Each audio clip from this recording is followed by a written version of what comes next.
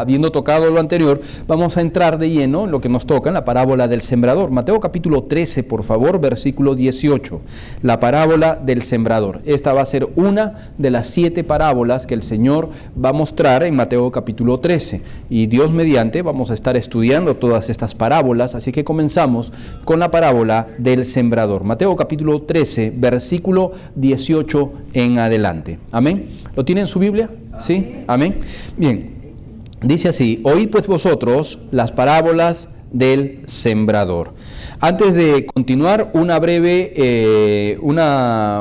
introducción.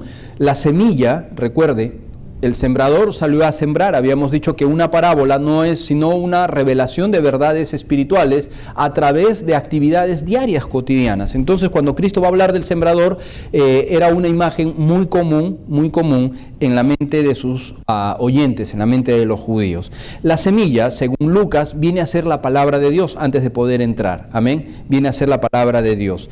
Esta semilla, la semilla que es la palabra de Dios, la semilla que va a ser esparcida en estos 4 tipos de terreno que estuvimos viendo la semana tras anterior, es una semilla muy especial. ¿Sabe por qué? Porque es una semilla no corruptible. Según Primera de Pedro capítulo 1 versículo 23 nos dice que es una semilla incorruptible. ¿No? Una semilla incorruptible. No solamente es una semilla incorruptible, es una semilla que tiene poder para regenerar, poder para dar vida. Y Hebreos 4:12 nos dice que la palabra de Dios es viva y eficaz. Entonces, en la parábola del sembrador, la semilla que representa la palabra de Dios. Amén. Esa palabra incorruptible, esa palabra que tiene poder para regenerar, esa palabra que es viva y eficaz.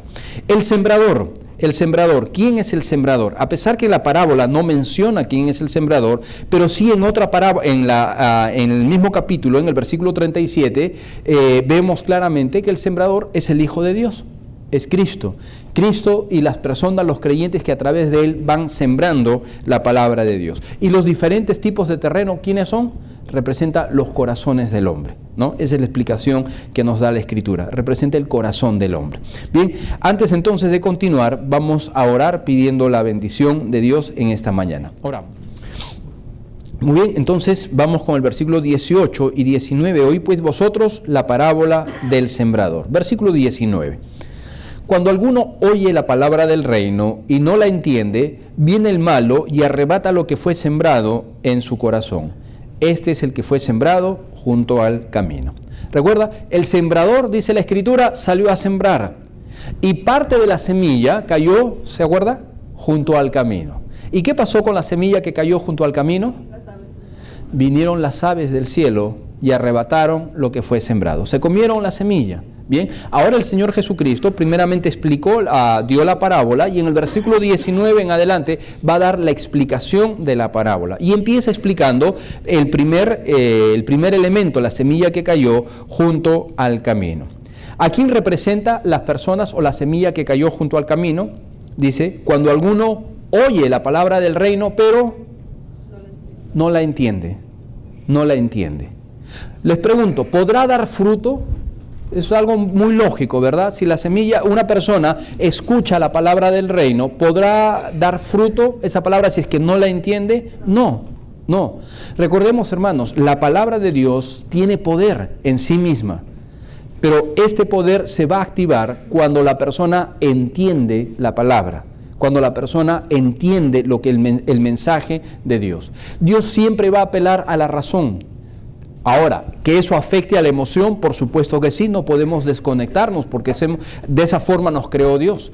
Pero nunca Dios va a entrar primero a la emoción y después al entendimiento. Dios siempre va a apelar primero al entendimiento. Por lo tanto, el mensaje tiene que ser entendido en primer lugar antes de ser creído. Este tipo de personas no entienden, por diferentes razones no entienden el mensaje. No entienden el mensaje porque no prestan atención. Unos de ellos. No entienden el mensaje porque Satanás, dice la Escritura, ha cegado el entendimiento de las personas. Otros no prestan atención porque el Evangelio es locura para los que se pierden. No lo encuentran lógico, no tiene relación con su estilo de vida. Y otros no prestan atención o no lo entienden, porque han endurecido sus corazones. ¿Sabe que la palabra de Dios puede producir un doble efecto? ¿no? Cuando una persona va escuchando constantemente la palabra de Dios, constantemente va escuchando sobre todo el mensaje de salvación, van a suceder dos cosas en su vida. O ese corazón se quiebra y la palabra empieza a producir fruto, o ese corazón se endurece. Es como el sol. El sol puede generar vida, pero al mismo tiempo el sol también puede endurecer el barro, ¿no? Entonces lo mismo sucede con la palabra de Dios. Puede ablandar un corazón y hacerlo muy tierno, o puede endurecerlo. Cuando nosotros rechazamos constantemente el llamado de Dios, cuando nosotros rechazamos la palabra de Dios, recuerde, uno de los grandes peligros es que el corazón se va endureciendo. Vale la pena preguntarnos, hermanos, todo esto tiene que ver con la aceptación de la palabra del Evangelio. De estos 4 tipos de terrenos, solamente uno es el correcto. Bien, de estos 4 tipos de corazones, solamente uno es el que acepta a Cristo, una conversión verdadera. Los 3 primeros son vanas profesiones, son profesiones falsas de fe, y eso es lo que va a representar la parábola.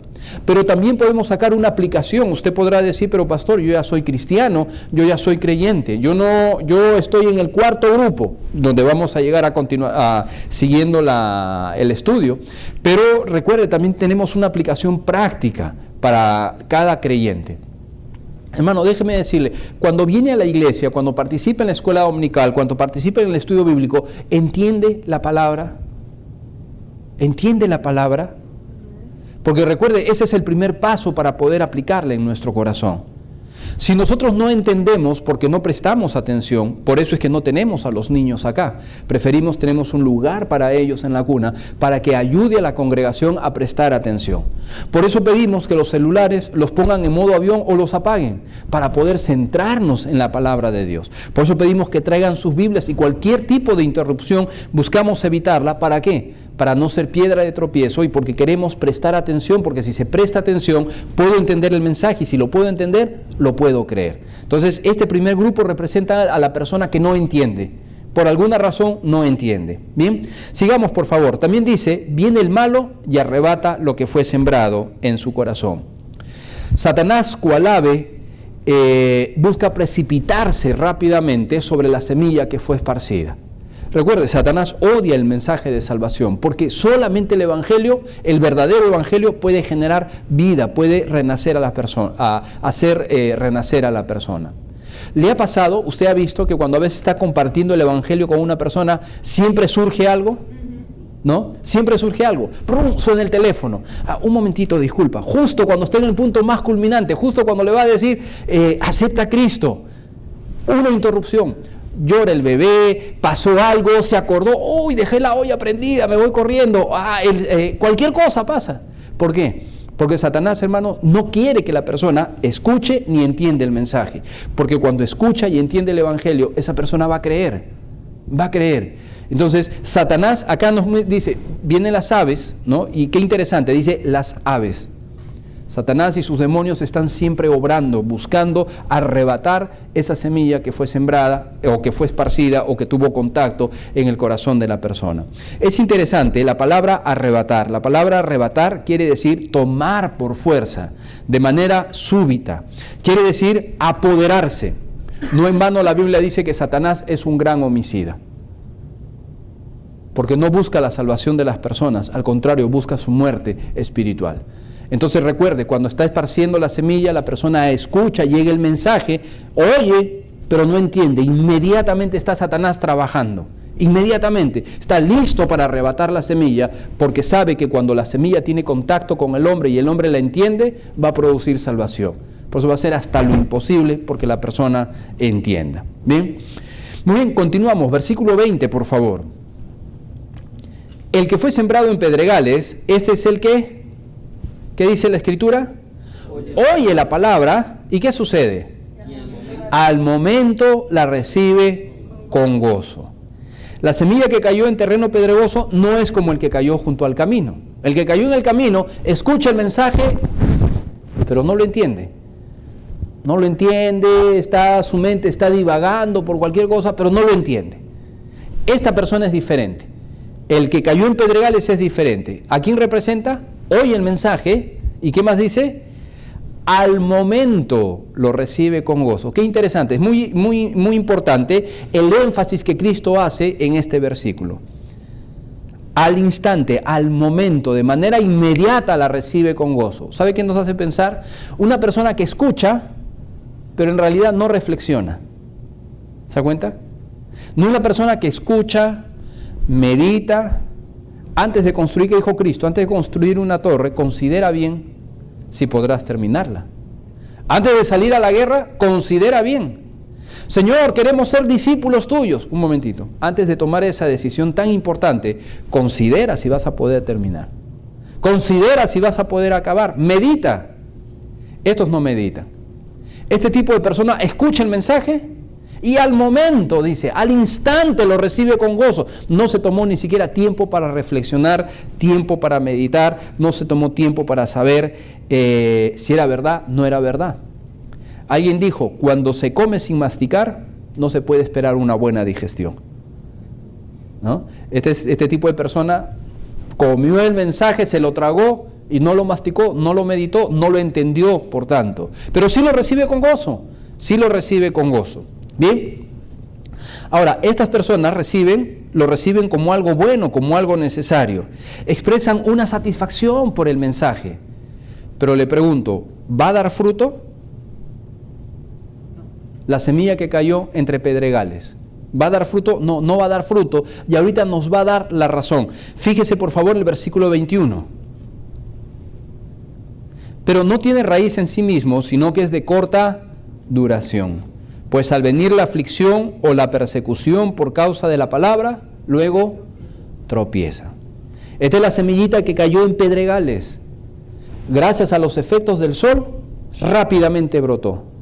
Pero como no tiene raíz profunda, porque es pedregales, no hay dónde profundizar las raíces, ¿qué pasó? Este mismo sol la secó, la quemó, ¿no? La quemó.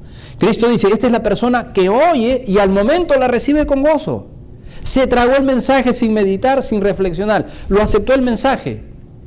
Pero ya pronto vienen las pruebas, las persecuciones, dice, por causa de la palabra. ¿Y qué sucede con esta persona? No dio fruto. ¿Cuál fue la razón? No hay profundidad de raíz. No hay profundidad de raíz. No echaron raíces. Hermanos, ¿cuántas veces nosotros, vuelvo a repetir, esto es para una persona, la primera aplicación es una persona que escucha el mensaje, esto es un inconverso, que escucha el mensaje y dice, ah, sí, y parece un cristiano.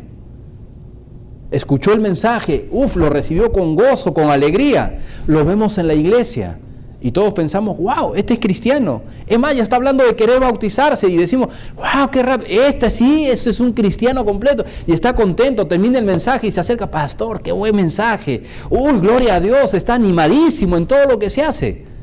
Hasta que llegan los problemas. Cuando llegan los problemas, desapareció, se apagó por completo.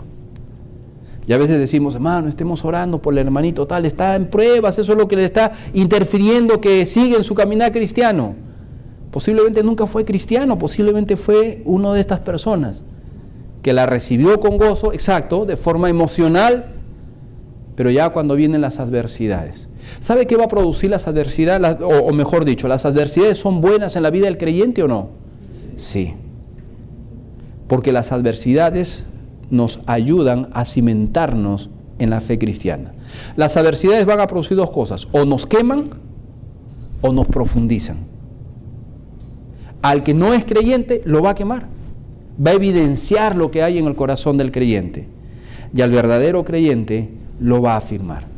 Las adversidades al verdadero creyente, hermano, lo sacuden, lo tiran de un lado para otro lado, lo golpean, lo hacen tiras. Pero el verdadero creyente sigue porque tiene raíces, amén, porque puso su fe en Cristo y está ahí sólido, con ánimo, se desanima, llora, sufre, pero sigue ahí. El que no es salvo, vienen las adversidades y ¡brum!, lo arranca. Viene un torbellino de adversidades, ¡brum!, voló, fácil se fue, porque no tiene raíz en sí misma. Las adversidades, hermanos, son buenas. Las adversidades son buenas. Fíjese por favor, por eso Colosenses capítulo 2, versículos 6 y 7, el apóstol Pablo, entendiendo esto, nos dice, por tanto, de la manera que habéis recibido al Señor Jesucristo, andad en Él, arraigados y sobreedificados en Él y confirmados en la fe. En la escuela dominical memorizamos ese texto por tiempo, arraigados y sobreedificados en Él. Arraigados, echando raíces, echando raíces. Recuerde lo siguiente, donde no existe fe, no existe firmeza. Y donde no hay firmeza, no hay perseverancia. Lo vuelvo a leer. Donde no existe fe, no existe firmeza. Y donde no existe firmeza, no puede haber perseverancia. La fe verdadera en Jesucristo es la que genera la firmeza en la vida espiritual. Y cuando estamos firmes en el Señor, perseveramos, luchando, cayéndonos, parándonos, levantándonos, pero perseveramos en el camino del Señor. Amén. Esta segunda parte, este segundo tipo de semilla, no lo hicieron así. Fíjese por favor, 1 Timoteo 3:12. 1 Timoteo 3:12. Recuerde, las pruebas producen un doble efecto. Reafirman la firmeza del creyente o eliminan a los profesantes. 1 Timoteo 3:12, por favor. 1 Timoteo 3:12. 1 Timoteo 3:12. Oh, me he equivocado, me parece. ¿Ah? A ver, déjeme ver, perdón. No, sino a Filipenses, disculpen, está mal la referencia. Filipenses 1, 12 y 13. Filipenses 1, 12 y 13. Dice, quiero que sepáis, hermanos, que las cosas que me han sucedido han redundado más bien para el progreso del Evangelio, de tal manera que mis prisiones se han hecho patentes en Cristo, en todo el pretorio y en todos los demás. ¿Qué dijo Pablo? Que gracias a sus prisiones han redundado, a sus sufrimientos ha redundado, dice, más bien para el progreso del Evangelio. Tanto así que sus prisiones eran patentes para todos. Dicho en otra forma, los problemas que vinieron en la vida del apóstol Pablo, ¿fueron buenos o fueron positivos o negativos? Positivos. Redundaron para la obra del Evangelio. Las pruebas son buenas, hermanos. Las pruebas son buenas para el creyente no va a estar exento de pruebas. Nuestra vida es una vida de constantes pruebas, porque Dios de esa forma desarrolla la firmeza. Amén. Muy bien, vamos al versículo 22, continuamos por favor. Entonces, el primer corazón, ¿a quién representa? El primer tipo de terreno, ¿a quién representa? A la persona que oye, pero no entiende. No entiende, tristemente no entiende. El segundo tipo de terreno representa ¿a quién? A la persona que oye y la recibe con gozo, pero no tiene profundidad, no echó raíces. Pregunto, ¿el primer tipo de terreno es creyente? ¿Puede ser creyente? Una persona que oye el Evangelio pero no lo entiende, ¿puede ser creyente verdadero? No. El segundo tipo de terreno, ¿puede ser un creyente verdadero? La persona que oye, tiene gozo, parece creyente. Pero ¿cómo lo sabemos? ¿Dónde vamos a verlo? En las pruebas. No da fruto, no va a dar fruto, no va a permanecer en las pruebas ni en las aflicciones. Bien. Tercer tipo de terreno, 22. El que fue sembrado entre espinos, este es el que oye la palabra, pero, noten ese pero. El afán de este siglo, ¿qué más? El engaño de las riquezas ahogan la palabra y la hacen infructuosa. Este terreno aparentemente era mejor, ¿no? Esta semilla en este tipo de terreno aparentemente era mejor. Había mencionado la semana antepasada que parece ser que este tipo de terreno cortaron los espinos, no estaban los espinos encima, habían cortado los espinos, pero todas las raíces estaban dentro. En el otro había pedregales, en este parecía buen terreno, cayó la semilla, pero pronto tuvo algunos problemas. ¿Cuál es el primer enemigo que va a extinguir el fruto o la posibilidad de que la palabra germine? El afán de este siglo. El afán de este siglo. Qué interesante es la palabra. Fíjese que no dice que el problema no es este siglo. ¿Cuál es el problema? El afán. Alguien diría, pero pastor, ¿o ha escuchado esta expresión o este tipo de pensamiento? Pastor, si viviéramos en los tiempos bíblicos la cosa sería diferente. Si viviéramos en los tiempos de mis abuelos, ahí sí que había paz, había tranquilidad, todo era diferente. En cambio ahora no puedo servir al Señor porque todo es un loquerío. El tipo de vida, el estrés de vida que llevamos es sofocante. Vivimos en un mundo consumista, en un mundo donde hay que pagar cuentas, salir a trabajar. No. En otros tiempos era diferente. Yo creo que en otros tiempos hubiese sido mejor servir a Cristo. ¿Usted cree eso?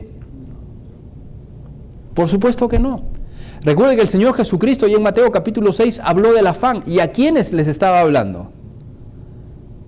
A gente de su tiempo. A pesar de que, mire, los judíos tenían problemas con el afán, los seguidores de Cristo tenían problemas con el afán. Sí, y ese siglo era muy diferente a nuestro siglo. Entonces, el problema que expresa acá no tiene que ver con este siglo. Dice, el afán por este siglo. El afán. El primer gran enemigo que ahoga la palabra y la hace infructuosa, hermano, es el afán por las cosas mundanas, el afán por las cosas cotidianas, finalmente. No tienen que ser cosas malas. Las cosas de este siglo no está hablando de cosas pecaminosas, está hablando del estilo de vida que se tiene, apurado, el estilo de vida, las cosas de este mundo que hay. Finalmente, el mundo en el que vivimos encierra todo. Pero ¿cuál es el problema? Nosotros no vamos a cambiar al mundo.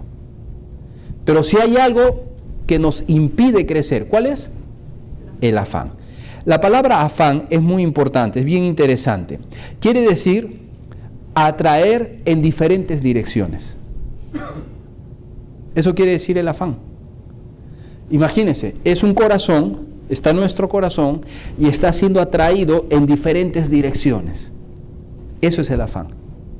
La palabra afán quiere decir entonces atraer en diferentes direcciones, llenar la mente.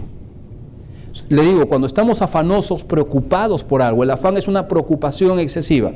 ¿Se distrae nuestra mente en diferentes direcciones? Sí. ¿Cuántas veces nos ha pasado, hermanos, que aún llegamos a la iglesia y estamos con alguna preocupación y ni escuchamos el mensaje porque nuestra mente está tirada por todos lados? Afán. Nuestra mente está llena, absorbida totalmente por esa preocupación. Entonces no entendemos lo demás, no entendemos lo que Dios nos quiere decir, lo que Dios nos quiere hablar. A eso quiere decir, a eso se refiere la palabra afán. Por eso que en Lucas capítulo 10, el Señor Jesucristo le dijo a María, a Marta, ¿verdad? Marta, Marta, afanada y turbada estás con muchas cosas, pero una sola cosa es necesaria y María ha escogido la buena parte, la cual no le será quitada. La palabra afán quiere decir también arduo trabajo. ¿Por qué nos levantamos a veces y decimos, he dormido 10 horas, pero estoy como si mi mente no hubiese descansado? ¿Le ha pasado? Me duele la cabeza, pero si acabas de dormir, pero me duele la cabeza. ¿Sabe por qué? Arduo trabajo. Supuestamente nos vamos a descansar, pero como estamos afanados por algo, la mente es como un motor que ya se está sobrecalentando, se han perdido todas las alarmas en el tablero, sobrecalentamiento, la aguja está nombrando todas las alarmas, vemos humo en el motor y nosotros seguimos y le apretamos. Así es lo que pasa, ese es el afán. Entonces un creyente que está con un corazón, una mente sobrecalentada, con muchas cosas a la vez y su mente está en diferentes cosas, pueden ser cosas buenas. Puede ser preocupación por los hijos, preocupación por la familia, pagos de cuentas, lo que sea. Pueden ser cosas buenas, pero lo cierto es que estamos apretando a fondo el acelerador en nuestra vida y nuestra vida se está recalentando. Entonces cuando viene la palabra y dice, pastor, la verdad es que no tengo cabeza para ese mensaje. No tengo cabeza para prestar atención a eso. Por eso es que la palabra se hace infructuosa. Un gran enemigo es el afán. Ahora recuerde, el problema no es el mundo. No vamos a cambiar al mundo. No vamos a cambiar el sistema. El problema es cómo reaccionamos frente a ello. Entonces el primer gran enemigo que hace infructuoso todo es el afán. El afán por las cosas temporales. A veces nos afanamos tanto, hermanos, por cosas que no vale la pena, la verdad. Amén. ¿Por qué se preocupan? Dice, por las cosas que se preocupan los inconversos, dijo el Señor Jesucristo. ¿No es el cuerpo más, la vida más que el alimento y el cuerpo más que el vestido? A veces, hermano, la verdad es que gastamos nuestra vida por cosas que no valen la pena. Y dejamos de disfrutar la vida dejamos de disfrutar las bendiciones de Dios o de invertir nuestra vida en aquello que sí vale la pena.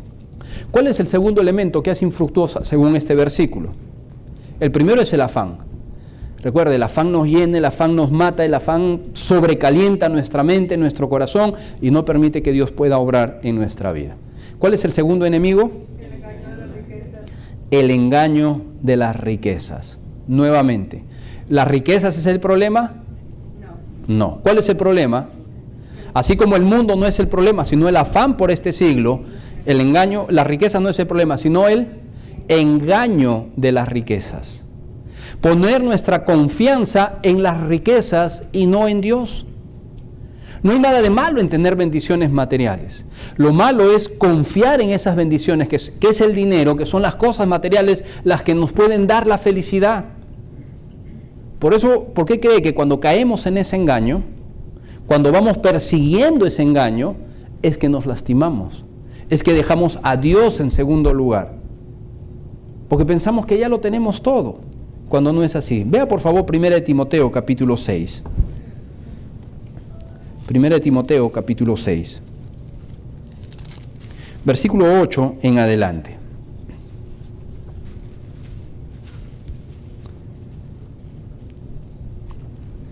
1 Timoteo capítulo 6, versículo 8 en adelante. Así que teniendo sustento y abrigo, estemos, ¿qué dice hermano? Contentos con esto, diferente al afán, amén.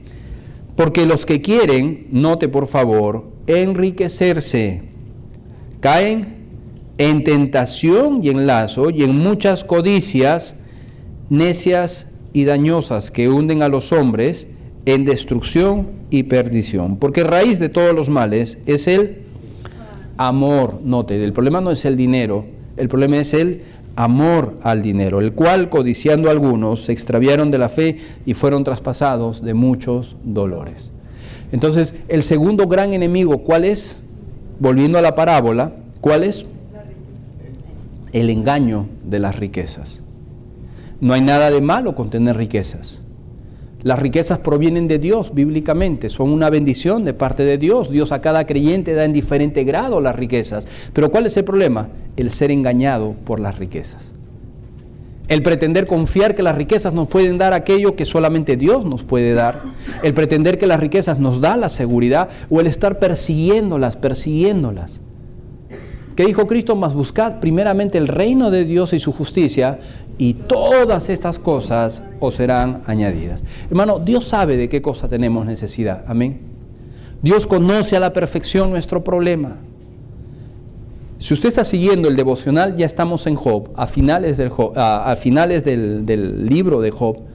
Y en la parte en la que estamos, Job está sufriendo. Job tiene muchas preguntas acerca de su sufrimiento, ¿no? Sus amigos le están increpando, pero llega un punto donde ya Dios interviene. ¿Y qué es lo que va a hacer? Dios interviene y no le va a contestar las preguntas que Job tenía. Al contrario, le va a hacer otras preguntas que Job no va a poder responder. Y entre esas preguntas que Job no va a poder responder, le muestra y le dice: ¿fuiste tú el creador del universo? ¿Tú conoces los misterios del universo? ¿Conoces las cosas más simples siquiera de los animales? Y en conclusión, lo que Dios le está diciendo, a pesar de que tú tienes un problema y te has sentado en tu problema y tú piensas que tu problema es el más grande, recuerda que yo estoy en control de todas las cosas. Eso es lo que Dios le dice a Job. Yo estoy en control, no solamente fui el creador, sino que soy el sustentador de la creación. Y como Cristo nos va a decir en Mateo capítulo 6, si yo, o en este caso, si Dios cuida las aves, ¿no hará mucho más por vosotros, hombres de poca fe? Si Dios viste de una manera gloriosa a las flores, para que luego se sequen y ser echadas en el horno, ¿no hará mucho más por vosotros, hombres de poca fe? ¿Dios conoce, hermano, nuestras necesidades? Sí, las conoce. Y las conoce a la perfección. ¿Dios está pendiente de nuestras necesidades? Sí, Él está pendiente. Y Él puede y quiere suplir esas necesidades. Pero si nosotros nos dejamos engañar por las riquezas, haciéndonos pensar que son ellas las que van a solucionar nuestros problemas y no Dios, hemos caído en el engaño de las riquezas.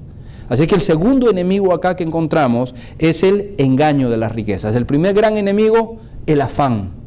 El afán, hermano, nos mata, nos sobrecalienta. Las riquezas, el engaño de las riquezas nos envuelve. Es muy sinuoso. Nos llega así como una araña, ¿no? Que va con su telaraña a su víctima, la va envolviendo, envolviendo, hasta que no puede hacer absolutamente nada. Lo mismo pasa con las riquezas. De manera disimulada, el engaño va creciendo, creciendo, creciendo, al punto que nos ata y no podemos hacer nada y nos impide servir a Dios. Segundo, Lucas, en el pasaje paralelo, añade una causa más, un engaño más. Lucas 8:14, por favor. Añade un elemento más.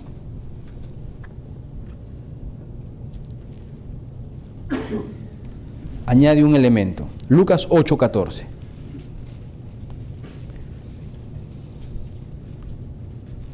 ¿Lo tiene? Amén. La que cayó entre espinos, estos son los que oyen, pero yéndose son ahogados por los afanes y las riquezas y, añade uno, los placeres de la vida y no lleva fruto. ¿No? Entonces, esta es una persona que se le ha presentado el Evangelio, escucha el Evangelio y está a punto de tomar una decisión. ¿Y qué dice? Sí, pero tengo muchas cosas que hacer, de verdad tengo tantos problemas, tantas dificultades, para otro momento será.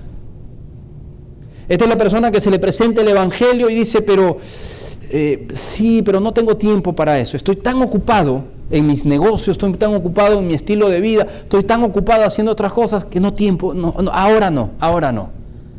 Es la persona que se le presenta el Evangelio y que está diciendo, los placeres, pero si me entrego a Dios, mi vida tiene que cambiar. Y me imagino que ya no estaré yendo a fiestas, y me imagino que no podré fumar, me imagino que no podré mentir, me imagino que no podré tomar. Mejor no, para después, cuando sea viejito. ¿Has escuchado? Hay gente que dice así. Se le presenta el Evangelio y dice, no, pero esas cosas no se dan cuenta lo que en realidad está en la balanza. Yo hace años estaba testificando a alguna persona y me decía, suena interesante, sí, yo quiero, pero cuando ya esté en el hospital a punto de morir, me haré cristiano. Qué necio, ¿verdad? Qué necio. No se da cuenta de lo que se estaba perdiendo.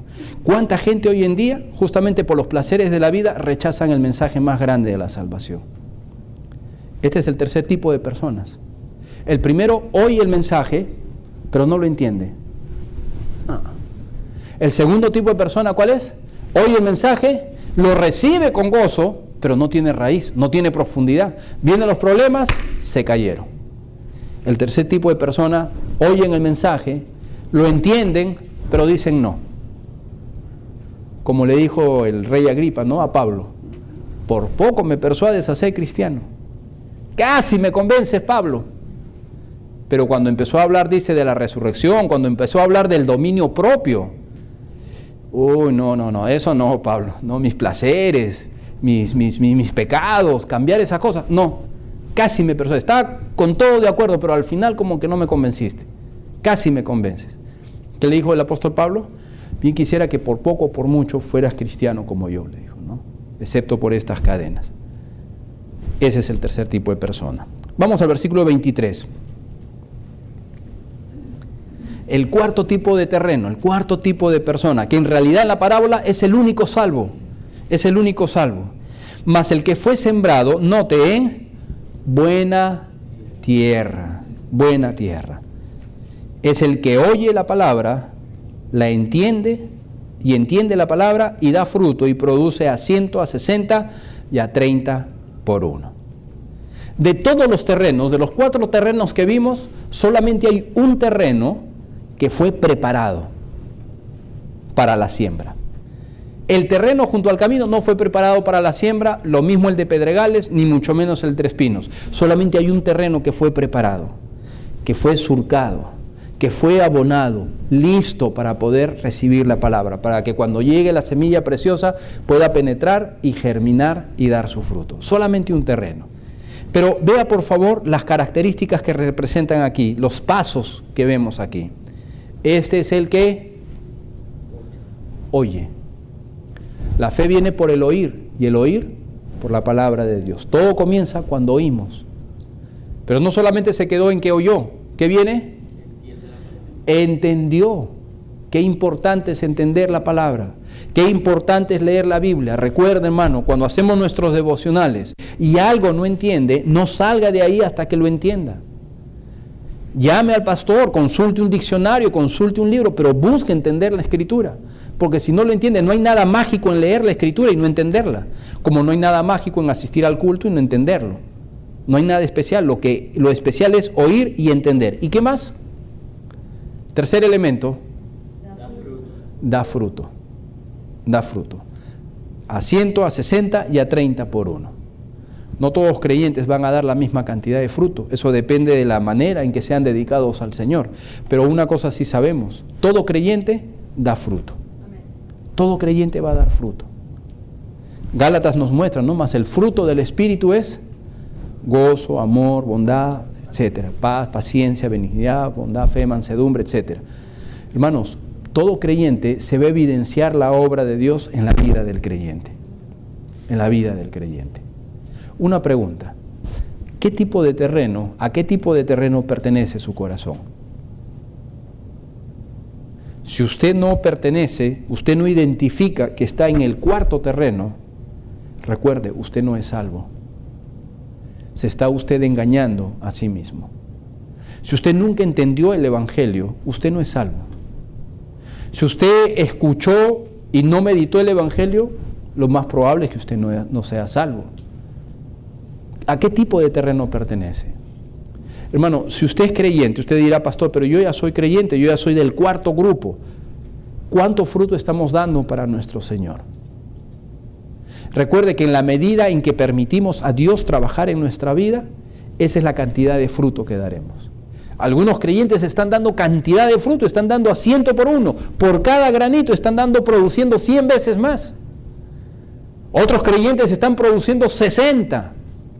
Pero algunos creyentes están produciendo 30 y otros mucho menos. Hermano, ¿qué tipo de fruto estamos dando para el Señor? Hoy estuvimos leyendo, coincidentemente, aunque para Dios no existen coincidencias, justo el hermano Juan nos hablaba, ¿no? Que seremos presentados ante el tribunal de Cristo donde daremos cuenta de lo que hicimos mientras estuvimos en la tierra. ¿Qué estamos haciendo para Dios? Recuerde que el primer fruto está hablando del carácter de Cristo en nuestra vida, es nuestra relación con Dios. No está hablando de cuánto hacemos para Dios, sino en cuánto nos parecemos a Dios. Dios obrando en nuestra vida, son los frutos que Él produce en nuestra vida. Estamos cambiando, la gente podría decir que vamos cambiando, no somos perfectos, Dios está trabajando en nuestra vida, pero podría decir, no, sí, Él está cambiando. Antes tenía un carácter terrible, ahora gracias a Dios ya aprendió a tener mansedumbre. Ahora ya tiene templanza, ahora ya puede amar, está dispuesto a amar. A medida que vamos creciendo, se puede ver ese fruto, la gente que nos rodea, nuestros seres queridos, nuestros familiares principalmente, nuestra esposa. Una pregunta riesgosa, le voy a poner, ¿ok? Una tarea riesgosa. Si usted le preguntara a la persona más cercana a usted, es decir, su esposo, su esposa, o alguna persona más cercana a usted, y le pregunta, ¿tú crees que realmente hay un cambio en mi vida? ¿Qué cree que le respondería? Ahora, arriésguese y pregunte. A ver, arriésguese y pregunte. ¿Qué le respondería? No, yo sí creo que estás cambiando. O de repente se da con la sorpresa. Le dice, ¿cambio? ¿Qué cambio? Estás peor que antes. Ya preocúpese, hermano. Allá preocúpese. Es más, preocúpese si es hermano, ¿amén? Preocúpese si es hermano. Ya sería preocupante. El verdadero creyente va a producir fruto. Se supone que vamos a aprender a amar a Dios y vamos a manifestar ese amor a Dios en nuestras vidas. Amén. Y recuerde, nuestro primer campo de acción, nuestra familia. Todo va a empezar por nuestra familia. Ese es nuestro primer ministerio. Va a dar fruto. El verdadero creyente va a notar un cambio. Si usted no es creyente, no espere más. Dios espera con ansias entrar a su corazón y darle una nueva vida. ¿Qué tipo de persona es usted? Vamos a ponernos de pie para orar, por favor. Todos puestos de pie, vamos a orar.